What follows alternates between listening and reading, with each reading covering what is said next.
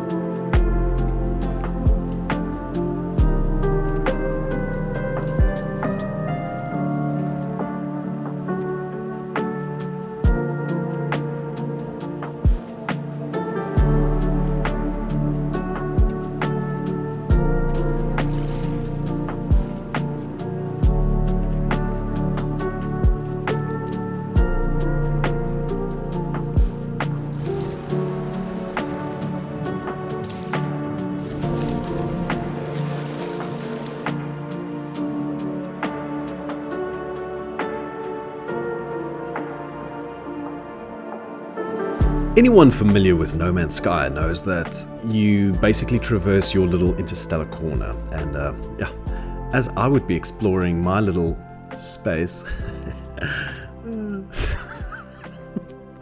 I'd come across a planet. Shocker, I know. And then Sean Murray would say, "You discovered this." Afterwards, I would fly down to said planet and strut my stuff, assert my dominance. Then the next moment, some ships come flying overhead. Or you come across a stranded ship with a person that was crashed, or even a freaking settlement. I mean, what is your definition of me, discovering this? I'm like the interstellar version of that guy that writes first in the comment section. How can you say I discovered this when this place is clearly more populated than your girlfriend when you give her that space she asked for? I, like most people, work for a living. And I wouldn't call myself an avid camper, but I like to get out there whenever I get the chance. But that isn't always possible. So the next best thing is to immerse yourself into gaming. Hey, moet jij niet werken? To immerse yourself into gaming to get out of the office grind. And speaking of getting out of the office,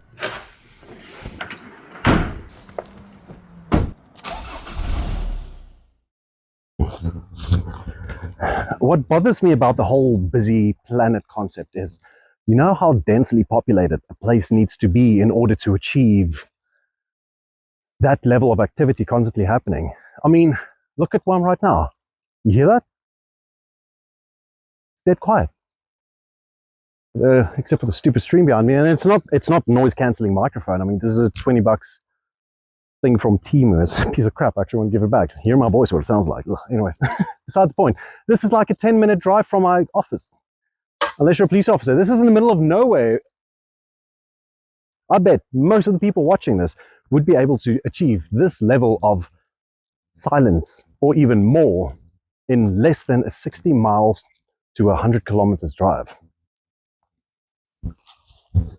Obviously, the entire game shouldn't be like this, as it would be utterly boring. Screw this phony stuff. But the phony stuff is what's fun. It's boring out there. But it would be nice if there would be the occasional planet that just has nothing. Just openness, mountains, no animals, no nothing. It's just plain, where I can set up my house, since I've got a ship capable of interstellar travel at an instant. It's quicker for me to get to the closest sun than it is for me to literally walk out and get to my car.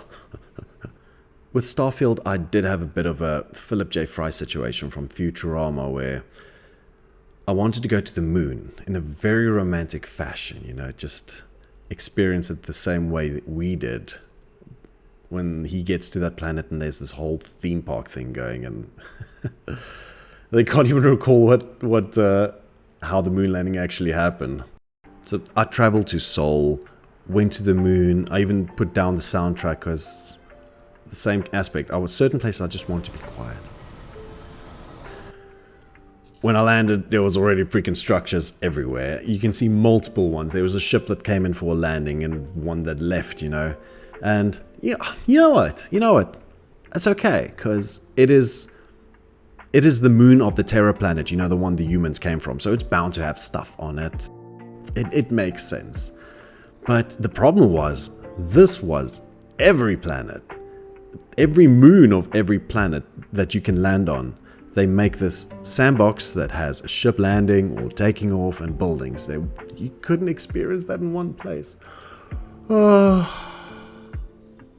heard Star Citizen apparently nailed this aspect, but I'm still observing Robert Space Industries from a distance, as I believe that initial Kickstarter funding that they gained really depreciated their perception of money, that they over-embellish the value of things, so they would go massively crazy with pricing on things. So that aspect makes me very skeptical of that. Maybe I'll get into it, maybe not. What was the point of this video again? Oh yeah!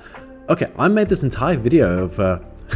can anyone suggest a game that would do all this? That just gives that feature? Yeah, I literally made the video for that. Anyways, thanks for watching. I'll catch you in the next one. You know what's really stupid about... Oh my goodness, now there's actually a helicopter. There's actually a helicopter. So much for me trying to prove a point.